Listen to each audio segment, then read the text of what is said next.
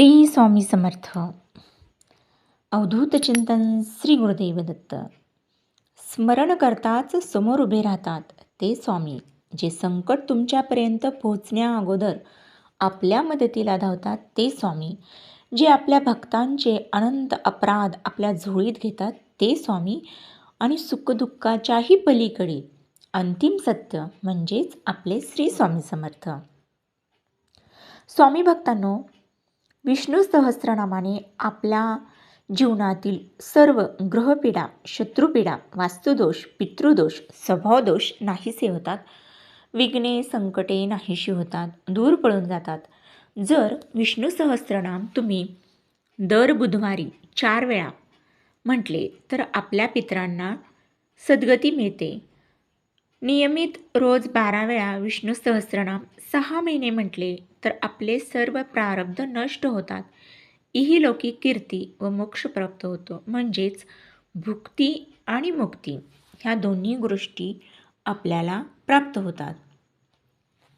15,000 वेळा विष्णू सहस्रनाम म्हटले तर एक विष्णू याग केल्याचे फळ मिळते.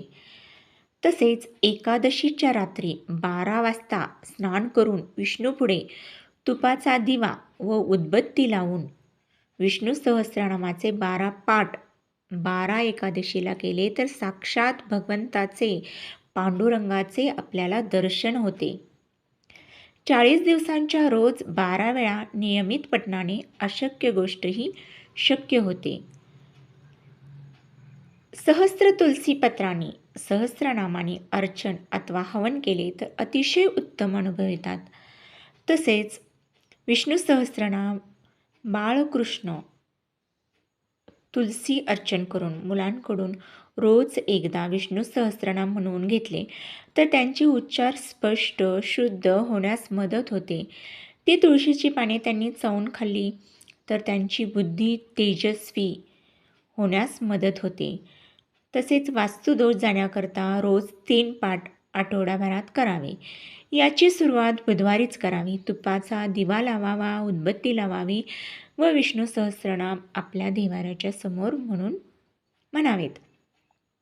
बाहेरचा त्रास असेल, संतती मतिमंद गतिमंद असेल तर अशा व्यक्तीला रोज सकाळ संध्याकाळ विष्णू सहस्रनामाचे पाठ ऐकावेत.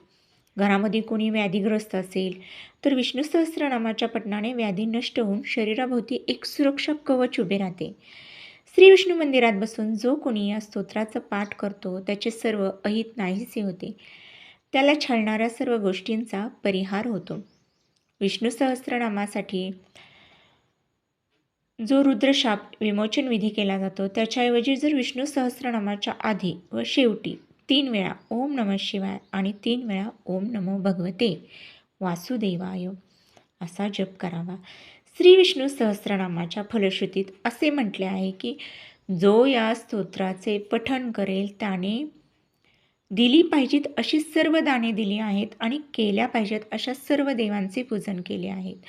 पिंपळाच्या पारावर बसून जर विष्णूचं ध्यान करून जर विष्णू सहस्रनामाचे पाठ केले तर त्याची शतकोटी कल्पांमधील साचलेली पातके हळूहळू नष्ट होतात.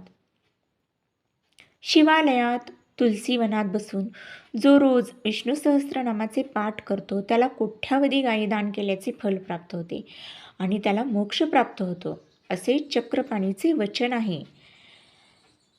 श्री विष्णू यांच्या अच्युत, अनंत, गोविंद या 3 नावाने कोणताही प्रकारचा रोग नाहीसा होतो.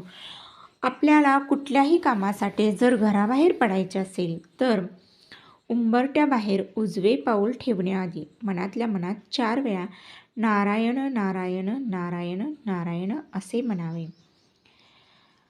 असे चमत्कारिक फायदे ह्या विष्णू सहस्रनामाने आपल्याला मिळतात. त्यामुळे जरूर नाही शक्य झालं तर जरूर रोज सकाळ संध्याकाळ विष्णू सहस्रनाम अवश्य वाचा. यामुळे आपल्या जीवनातील ग्रहपीडा, शत्रुदोष, शत्रुपीडा, वास्तुदोष काय असेल तर पितृदोष असेल, स्वभावदोष असेल, विघ्न, संकटे सर्व दूर होतात.